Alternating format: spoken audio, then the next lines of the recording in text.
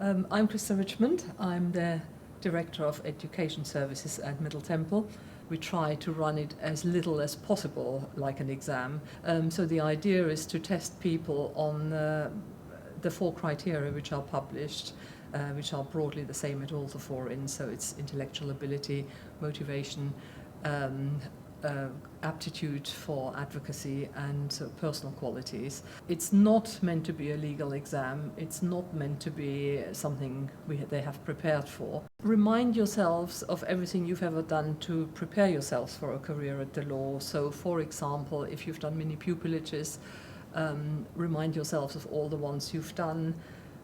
Remind yourselves of the names of the people you've met. Think about why it is you want to come to the bar, so you've got a sensible answer to the question without being completely cliched, perhaps relating to other experiences you've done. It should be a bar rather than solicitor's firm because whatever your reason might be. Make sure you're familiar with anything that's going on in the world at the moment that has a legal component, because quite often there will be a question which relates to that. If you haven't got an informed view, if a question comes up, make sure you can demonstrate how you would approach the question. In other words, these are the issues that would arise, these are the questions I would need to have answered before I can come to a conclusion, those kind of things. So the panel can see how you think rather than what you have already thought about. I'm Anna Williams and I'm a bar careers consultant at the University of Law. My first piece of advice is that you need to go into your interview and be confident. The panel is going to want a glimpse of what you're going to be like in front of clients, and clients will want to be confident in you, so you've got to exhibit that behaviour. I think you should spend time reflecting on your experiences and learn how they're going to be useful to you in the interview room. Think about the core skills that underlie those experiences or were developed through those experiences, and think about which of those core skills are going to be most useful to you in the interview room, which ones the panel are probably going to be most interested in, and use your experiences as vehicles to demonstrate that you have those skills or that you are in the process of acquiring them. Think about the purpose of barristers and the functions, the skills that they're deploying each and every day in their work. You will have learned about these, you will have observed them during your mini pupilages, and it may be that you can even think back to an anecdote or two from one of your mini pupilages to communicate that you understand what a barrister actually does and why you want to be doing it. My name is Mark Herbert.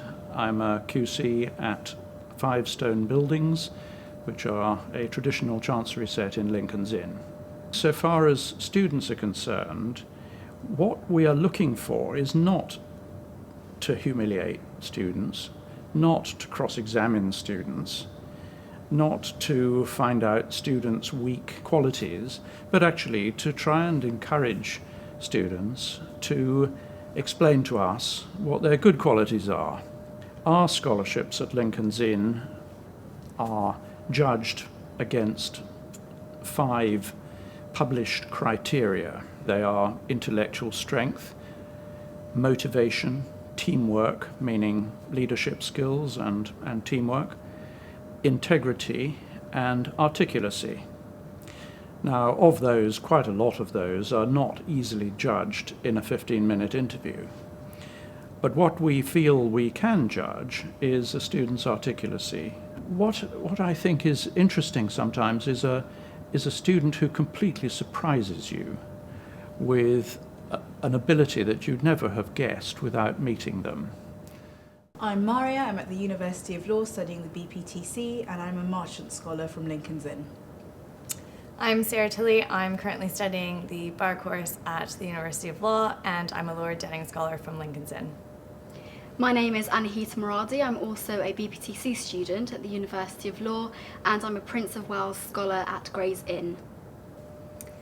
I remember preparing for my interview by going through my CV and making sure I refreshed my memory on my experience, especially the older experience, and making sure I had something to say for every mini pupillage I did. I think I tried to put myself in the position of the panelists and think about what would give them confidence that if they were to award me this funding, I would be a good investment.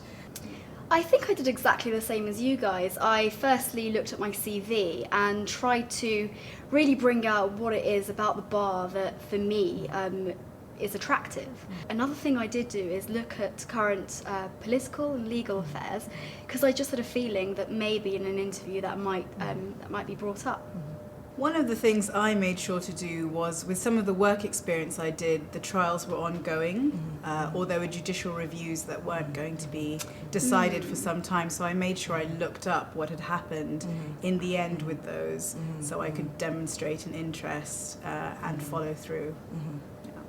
I just think I tried my best not to show the nerves, and I would give that advice to someone who is going into the interview process, is you really cannot understate the importance of confidence, because this is obviously a highly pressurized situation, but at the same time, being able to stay composed and not show your nerves under pressure is such an important skill at the bar. I think it's very important, other than being confident, also to just enjoy the interview.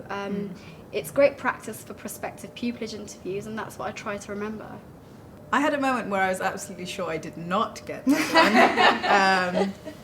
When my interest is in criminal law and family law, and a lot of my experience has been in that, and when they asked me about why, I talked a lot about my interest in dealing with very diverse people with lots of layers.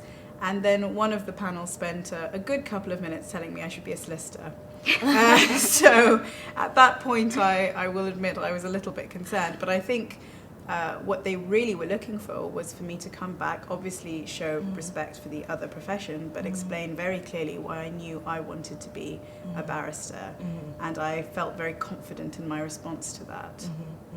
I had a similar experience, but in a different context. I went to SOAS and I studied, as part of my law degree, Hindu law, Islamic law and Chinese law. And in the interview I was asked about this, and in addition I was asked about anything I'd published in relation to those areas of customary law. And as I got into it, I got very passionate about it, and one of the members of the panel suggested that customary or religious law is not necessarily important in the UK, of course, because we've got case law and statute law, and that's what we go by. And at that point I took the same approach as you, and I defended the relevance of religion and custom in legal proceedings here. And there was a battle for about 5 minutes, but in the end they smiled and said, actually, we agree. I felt that throughout the entire interview, I had no indication as to how the interview was going.